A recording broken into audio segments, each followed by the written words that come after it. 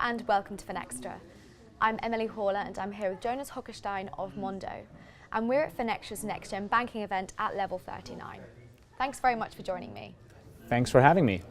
What aspects of the banking business are open to disruption and why? What aspects are open to disruption? I would say all aspects of banking are open to disruption. I think we've seen over the last couple of decades the concept of technology and software development and networks disrupt a large number of industries and largely influence how we live our lives today. So if I want to get a car at any moment in time, I just open my app, I press a button, boop, the Uber arrives. And this is now feels inevitable, but there's a lot of complicated technology behind it that is now slowly making its way into regulated industries. And then I think what we will find is that basically anything a bank does can be improved in that way. Whether or not it's the big banks doing it or us doing it doesn't really matter. But for example, starting with opening an account. Instead of making an appointment with Barclays or HSBC or some bank to open an account and going physically to their location and showing some physical papers, I could instead download an app from the App Store and fill in a little bit of information. It'll take me 30 seconds. Afterwards, I get maybe a 10 quid starting balance that I sideload onto Apple Pay, and then I can immediately pay for lunch with my starting balance. If we're talking about lending, maybe even more out there suggestion is, if a customer wants any kind of loan from their bank, currently they get that from the bank that they have their current account with, and that is one of the ways in which banks actually pay for current accounts because they themselves aren't profitable. So what we could instead say is, why don't we say to a bunch of lenders out there, this customer wants a £10,000 home improvement loan. Here's a lot of information about the customer. What are the rates you can give them? Expose that to the customer in the app, and kapow, they get the loan. And now the loan isn't even on the bank's balance sheet. How are the various challenger banks differentiated from each other? So at Mondo, we keep close track of all the other challenger banks, and some of them aren't even banks or ever planning to be banks. And I think I have a bit of a framework of dimensions in which you can differentiate them. One of them, the easiest one, is, are they going for a banking license straight away? Are they maybe doing something else first and then planning to hand in a banking license? Or do they say, dear God, no, we never want a banking license? So if you look at, for example, number 26, who I think are doing the best at the moment of all the challenger banks, they started by partnering with Wirecard in Germany and just providing a thin veneer on top of their core banking system and using their banking license.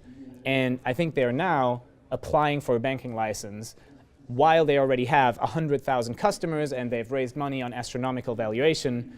And their strategy so far has worked out quite well. Then you have other companies like ourselves, for example, that straight away said, we want to gain a banking license, we will go through the regulatory application process. Other companies in that category are Tandem, Starling, Atom. There are some companies that are really interesting, like Holvi, for example, also partnering with Wirecard in Germany. They say, dear God, no, we are doing business banking. We have a business model that doesn't require us to lend out deposits. Instead, what we'll do is we'll just charge businesses money, and this works fine for us. Why do we need all the faff that comes with a banking license? And I think in some cases actually it can also change. We, for example, don't really know what the best winning strategy is. It's not entirely clear. So we are now starting to ramp up our prepaid card program, which is using another firm's license so that we can get a bank-like product into the market, much like number 26 does or like Moniz does. So how do you think the banking industry will change in the next 5 to 10 years? How do I think the banking industry will change? I don't know.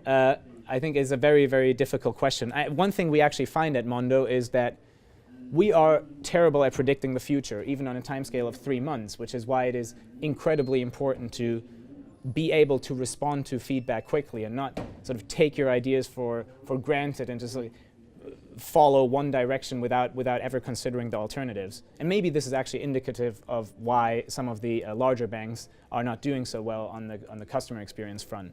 So if I had to guess, I would say APIs and PSD2 are actually going to change the face of banking much more than we can imagine. I think it will become relatively common to share your banking data in the same way that you do with Facebook, where you just say, oh, I'm going to try this game, log in with Facebook or whatever. I think you can do something very similar. For example, you want to get a quote for insurance, you just say, oh, log in with Mondo, and then a pop-up comes up that says, this insurance provider would like statement information for the last 3 months that will look like this. Do you want to grant it to them for a period of 30 minutes? You say, okay, that third party gets the data. And in a way, actually, this is already today happening with paper statements. It's just incredibly inefficient. So if you've ever been asked to hand in a statement to prove your identity, there is a digital version of that coming that will be much, much more frictionless.